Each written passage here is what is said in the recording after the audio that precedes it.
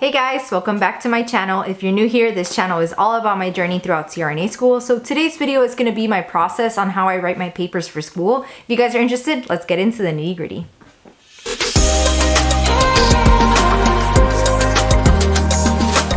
I don't particularly enjoy writing papers, but for some reason I find them very simple to accomplish. Sometimes it's just a matter of me being able to just, put my mind to something and get it done. Sometimes deadlines do that for me, but lately if it's a good prompt, I get it done quicker. But anyway, let's not talk about why I get papers done fast. I just want to talk about how I get them done fast. So my first process that I do, I start by looking at the syllabus from the professor. So they'll assign you a paper, right? It'll say, let's say scholarly paper. They want you to do so many things in this paper, and then they'll grade you based on a rubric. So what I do is I look at the prompt and I decide, okay, what are they asking me to do? What is it that this paper is aiming to accomplish? So I'll look for the question, so to speak, or what I need to start researching or whatnot. So I'll look at the prompt. Let's say, for instance, I just wrote one last weekend.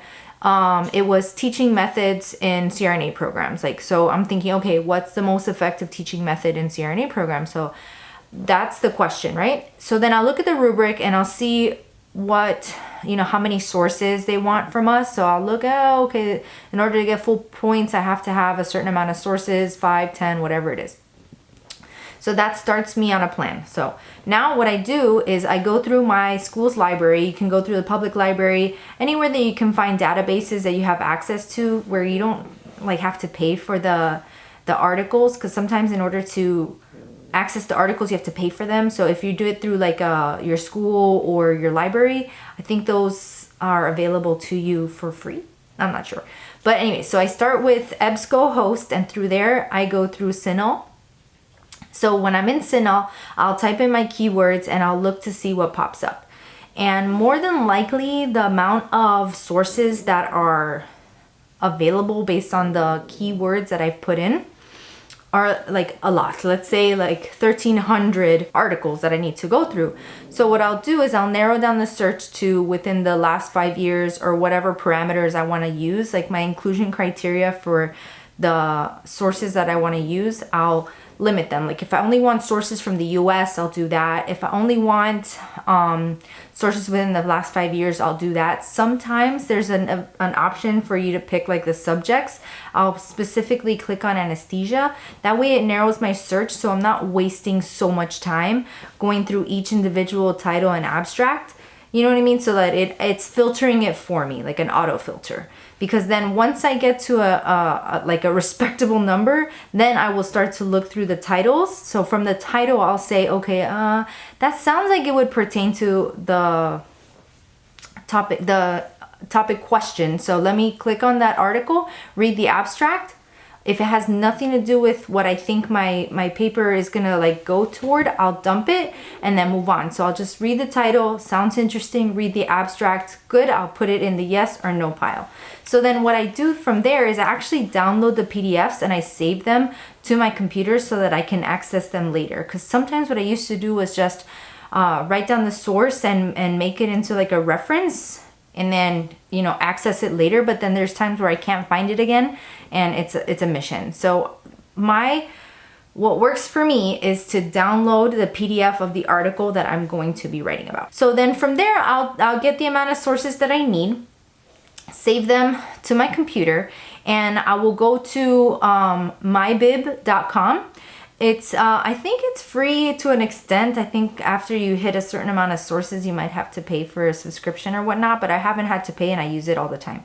So on MyBib, what I like about that is that you can literally type the title of the article and it will make the reference for you based on what you need it to do. If you need MLA, APA, AMA, whatever it is. So we're using AMA, and I just click AMA in the drop-down menu, and it makes my citations, makes my reference perfect. So what I'll do is once I save those articles to my computer, I will make the reference page, because for some reason I feel like that's a time-consuming process. So I have my articles, have my reference page, and then I get started. So then usually what I'll do is I'll look to see if they want the methodology on how I got my sources, if it's a literature review.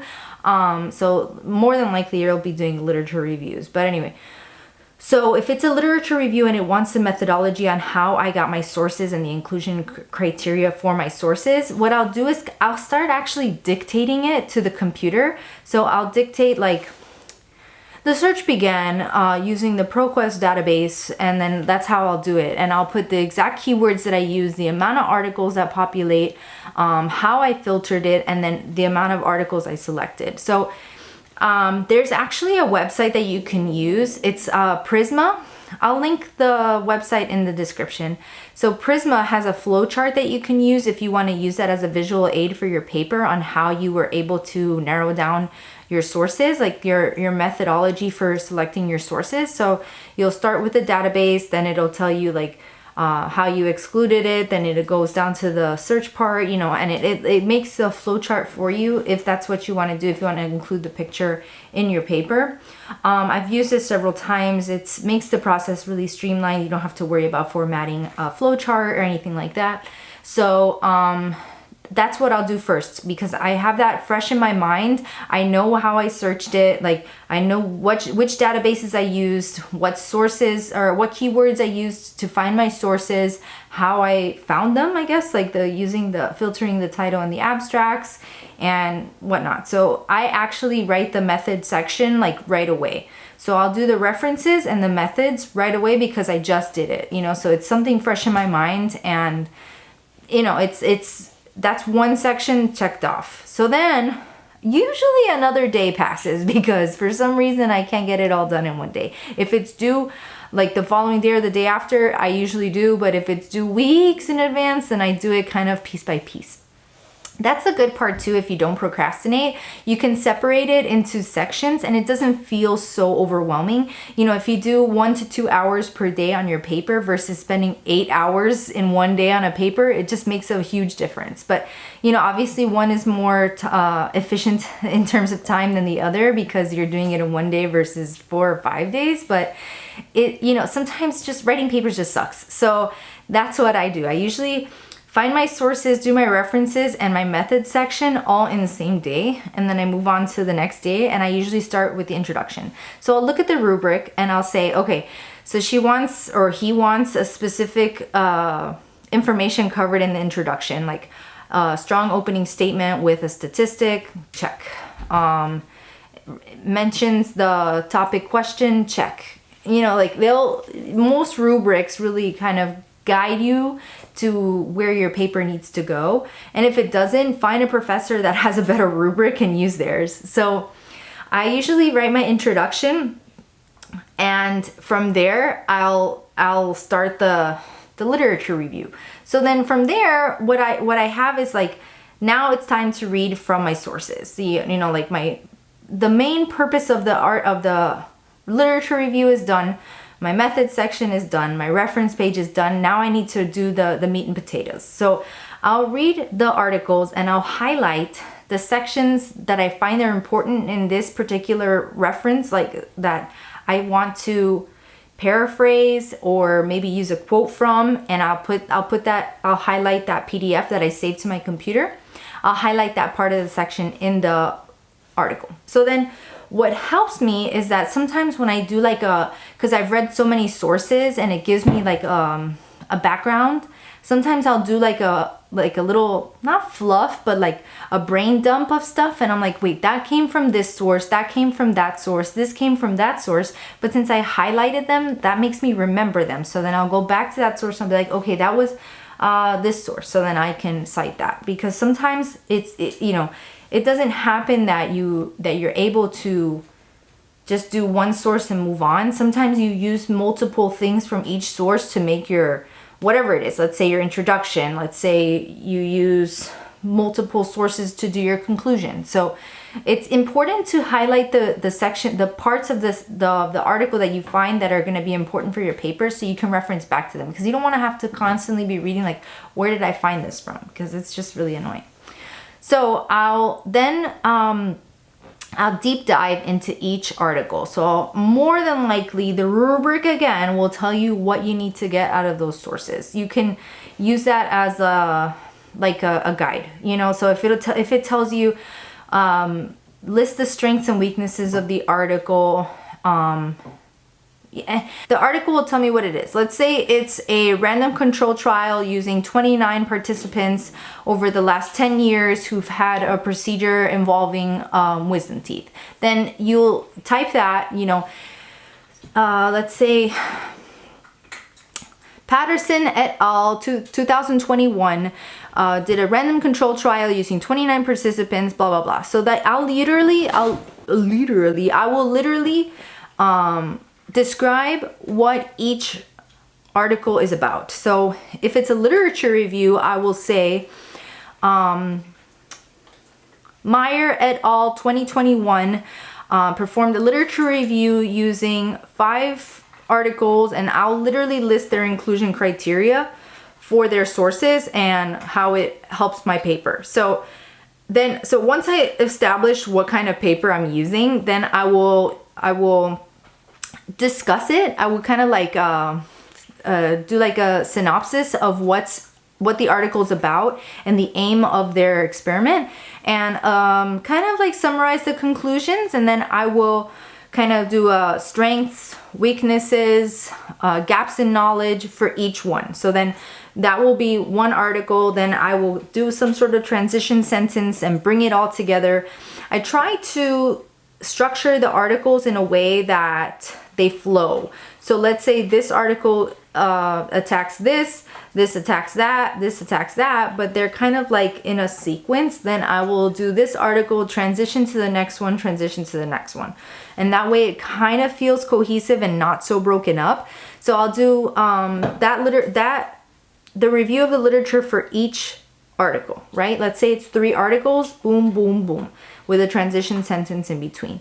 Then I will do a discussion section, and the rubric will tell you where, you know, how to guide you on the discussion. Sometimes they just want you to address the gaps in knowledge, address the issues you find with the article. Let's say that you feel like the sample size is too small, or whatever. I don't know. Let's say they do the research in one institution, and it will be better to do research in multiple institutions. So you can use the rubric as your checklist, so to speak. You know me and my checklists, and just use that to guide you. Now, my best word of advice here is to break it up into sections. So I told you that I do the references, the methods, and searching for the sources all in one day. The next day I'll do the introduction. The following day I will do the review of the literature, and then I'll do the discussion and conclusion. And it feels like in, 5 days? Do I do the math? So in about 4 to 5 days, I usually have the paper completed. So I'll have the first day, I already told you that I look for the sources, I do the method section, and I make the reference page. Then I'll do the introduction on another day, or if I feel inspired, I might continue. I'll then do the review of the literature, and then sometimes I'm able to knock out the discussion and the conclusion all in one day. So usually about 4 days is the time frame that it takes me to write a paper when I'm actually focused on it. That way I'm not wasting my time just doing that paper, but it is time consuming. You do have to read the information from the sources. So, you know, it isn't something that you can just knock out in a minute. Like, it does take time, and it is just something a task that's part of every education program. But that's my process on how I do it. I think that there could be better ways, I'm sure, but this is what's been working for me. And this also only has to do with literature reviews. Now, if you're doing something other than that, I can't help you, because I feel like the main bulk of the papers that we do in my program are all literature reviews. So that's how I'm doing them. When it comes to my capstone and my dissertation project, I'm sure I will have another video describing on how I do that, because I don't even know. I don't even know how I'm gonna do that. If it's just like a souped up literature review, then I think I'll be good to go. But I don't know.